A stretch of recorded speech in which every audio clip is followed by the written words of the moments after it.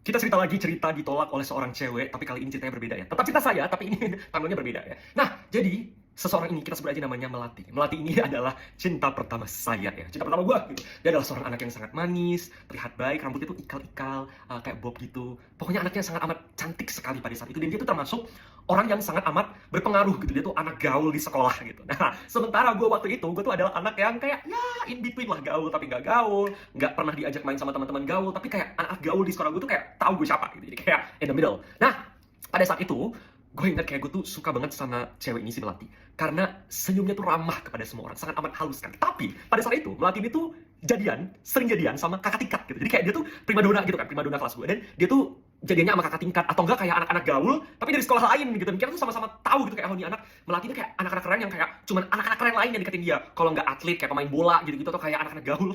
Gue sama sekali tidak atletis pada saat itu gitu. Nah, suatu hari gue kayak iseng aja gitu, karena perasaannya sudah terlalu memuncak gitu, karena gue udah suka sama dia tuh udah berbulan-bulan. Gue memberanikan diri untuk memberikan dia sepucuk surat. Nah, gue kasih dia sepucuk surat, dan ternyata surprising dia membalas surat tersebut.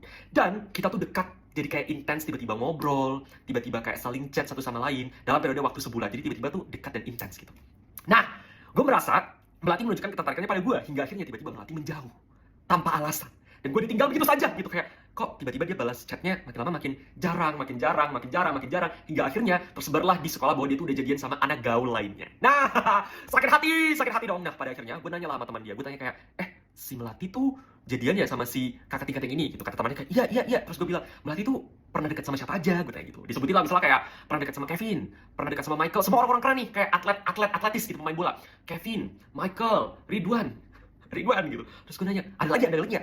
Nggak ada. Ternyata tidak ada nama saya di list orang-orang yang pernah didekatin oleh Melati. Jadi ketika gue berhubungan sama Melati ini nggak pernah cerita sama teman-temannya kalau dia pernah dekat sama gue. Ini kayaknya Melati ini kayak malu gitu ya, pernah dekat sama saya. Atau saya yang kepedean sebenarnya pernah dekat sama dia.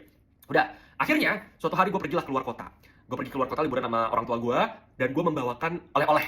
Nah, oleh-olehnya itu adalah gantungan kupu-kupu. Oke, gantungan kupu-kupu.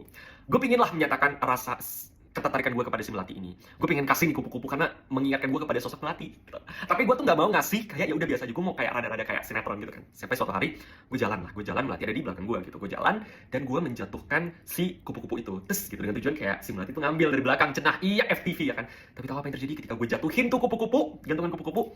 Melati sama temannya cuma ngeliatin terus sambil ketawa.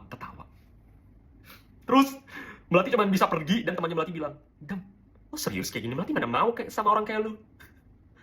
Terus gue austan, gue gak ngomong apa-apa. Ya itu sih, itu pengalaman gue di akhirnya ditolak juga sama seorang cewek. Semoga sekarang Melati berbahagia ya. Thank you.